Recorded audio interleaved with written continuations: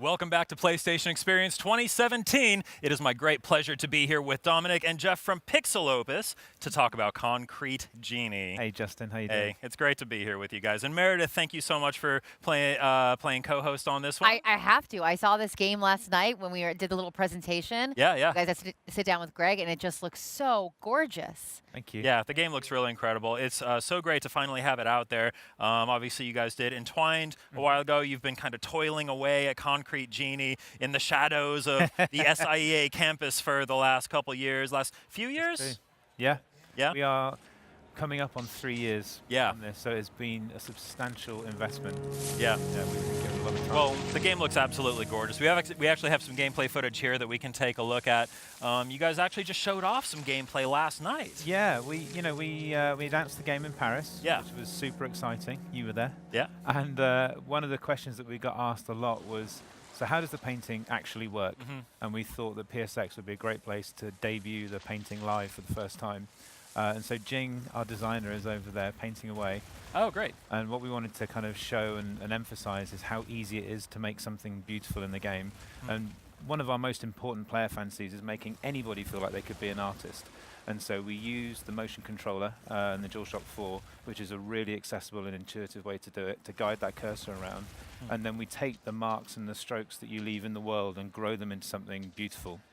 And there's a whole selection of brushes that you find as you play through the game, and each of them behaves a little bit differently. And there's a lot of nuance to them, but they're really easy to use. So we try and give them a lot of depth for you to discover over time. Oh, yeah. Well, I will be the true test of how accessible this mechanic is, because I cannot draw to save my life. I couldn't draw my way out of a paper bag. So we'll see. I'm really looking forward to getting my hands on it for myself. I just love the idea that you're actually using the controller. It's not like you're moving sticks or like that. I think that does make it more accessible to people because it's such an organic thing to do. You're like, oh, I want the branch to go this way. You know when you were a little kid and you would like play video games for the first time, and every time you wanted to jump, you would do this with it, or maybe that was just me, I don't know. But I feel like that's such an intuitive thing. We're like, I want the branches to grow this way. That's exactly It's right. a brilliant idea. Yeah, we very much wanted them to feel like they're animated and like they're coming alive, so each stroke has life. Yeah, Yeah. Rather than they're not very much not stickers, but animated strokes. How many different prototypes of this mechanic did you guys go through before you landed on this iteration? Oh, that's a good question. We've had 3 major goes at the painting mechanics, and it wasn't until we hit on this one that gave you just the right amount of freedom, and then we add a lot of assistance over the top of it, that we hit that kind of perfect spot of making something beautiful, but you still feel like you did it. Yeah. And that's a really important part of making you care about it and invest in it. But yeah, this is our third run at those mechanics. Oh, wow. And I'd say one of the other big breakthroughs that kind of made it all fall into place was making sure that you could paint anywhere in the world. And the interesting thing then is that everybody's version of this game will look completely different. Wow. So everything we're seeing here, this was a blank wall when we started this segment, right? Yeah. That's impressive. I just love the idea that we're taking, if you look at this landscape, it's like almost looks like this like grungy, like old London, you know, like we're at the turn of the century. Everything's really gray and gritty. And we're adding all this beautiful color and taking something that's like so dark and almost scary looking and turning it into something gorgeous. Yeah, we actually had multiple iterations on the world as well. And we knew that the environment needed to have a certain look that would be a good backdrop for that. So that the color really pops, but you feel the sense of satisfaction of making it look bright and colorful. But that being said, the world itself still has this kind of eerie, mysterious, beautiful vibe that makes you want to explore it in its own way as well. Yeah, we wanted the world to feel very, very handcrafted, so there's a lot of attention to detail. So it was important to get just the right size for the city so that the team could go in there and really make sure that it was the right quality. So yeah, I love the creative aspect of this, and I'm completely sold on it. But what makes this a game? What is your what's your gameplay loop? What's it feel like when you actually settle down to start playing it? Good question. So this is just one small part of it. It's a key mechanic in the game, but it really is a fully featured third-person action adventure game. Ah, okay. And one of the most important themes in the game is bullying. And so that obviously lives in the gameplay too. And there's a bunch of kids in the neighborhood that are kind of giving Ash a hard time. And so they exist in the world as AI, and they put pressure on you and chase you around while you're trying to paint and make the place beautiful. And then another really important part of the gameplay loop is the creatures that you make. And there's puzzles in the world that kind of block your progress. and you have to make creatures that have different abilities to help you solve these puzzles. And so how you paint them affects their personality, and then the colors that you pick give them different abilities as well. So if I paint a red creature with a red body, he has fire abilities. Or if I paint one with a yellow body, they have electricity as their kind of superpower. And then you kind of collaborate with the creatures and guide them around and solve puzzles together. Great. Now, are there certain times where you have to do a specific picture on a specific wall to unlock something, or are you really just free-form painting wherever you like? Good question. We used to be that specific, but now what we do is we let you do have to paint in certain specific places. There's some kind of magically resonant places where you have to do a certain painting, but how you paint it is still completely up to you. Nice. So we never judge your painting. We never say you're doing it wrong or that's not good enough or. You might say that You're when fine. I start playing. Like I said. Because we want to make sure that nobody feels like they can't experiment and have fun with So it. like this purple glow that we're seeing, is that one of those areas where you know you need to paint something there? That's actually one of our other themes in the game, which is the town is polluted. So one of the reasons that it's practically abandoned, this fishing village, is that there's been some kind of environmental disaster that's killed all the wildlife locally and made people move away from the town. And Ash discovers that his magic paint can actually cleanse and clean that off. And so yeah, those are part of the gameplay loop too.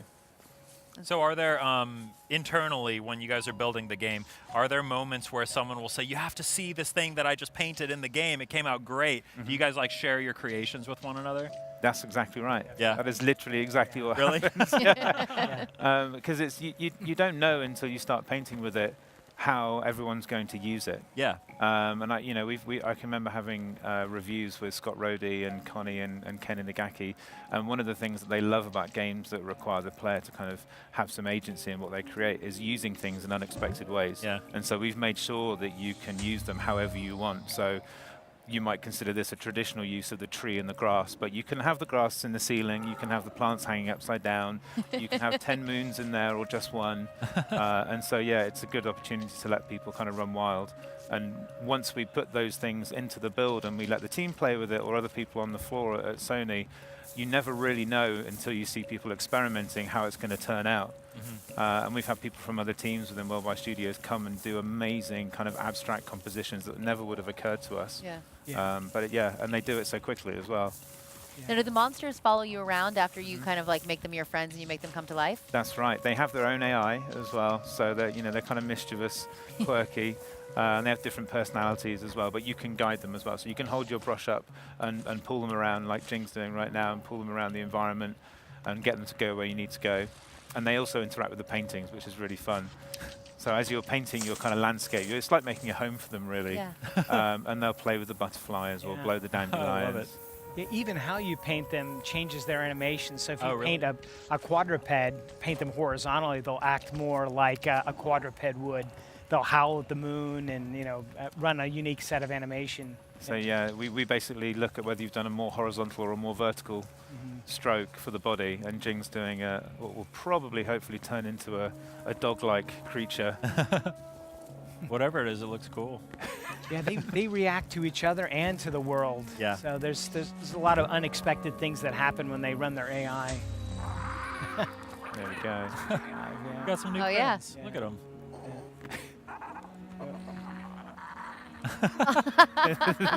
I love it.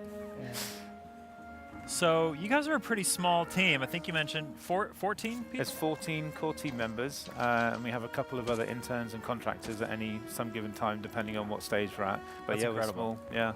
14 people. It's amazing to see what a small team like you guys can do when you have so much heart, so much passion for what you're doing. And time as well. I think it says an awful lot that we have the support from the company to spend this much time in getting something right. But yeah, I believe we're the smallest first-party team globally in PlayStation. Wow. Really? Yeah.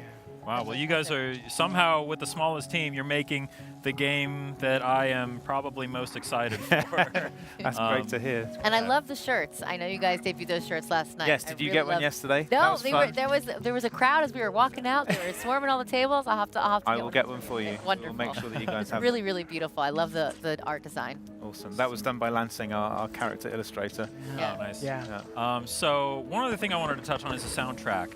because there was the reveal trailer, which had this beautiful song, which we actually revealed on PlayStation's SoundCloud page. If you go there, you can listen to that track from the reveal trailer. It's beautiful. Who's working on the music? So we are really fortunate to be working with Sam Marshall again.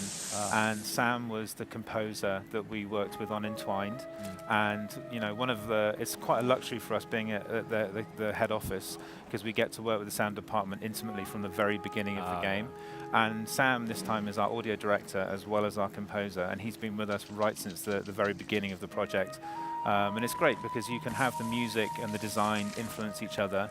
Sam's a fully contributing member to all of the brainstorms on team, and so it's just been wonderful. I mean, it's one of my favorite game soundtracks I've ever heard. It's, yeah, from what I've heard, it's just beautiful so far. They're using my favorite brush right now. It's the Aurora Borealis brush. That's my favorite too. I love that one. I love that it changes. It's got this like beautiful, like variegated movement to it. Yeah. All of the paint really does come to life on these like flat, you know, gray brick buildings. Not just in like the vibrancy of the colors, but in the actual movement of it all. Yeah. It's really impressive. So, yeah, I think we're just about wrapped up here, but before we let you go, anything else you wanted to say to the fans? Thank you so much for the amazing response that we've had. It's been really overwhelming walking the floor, having people come up to us and say how excited they are about playing the game. And we can't wait to tell you more about it next year. There's so much more to show.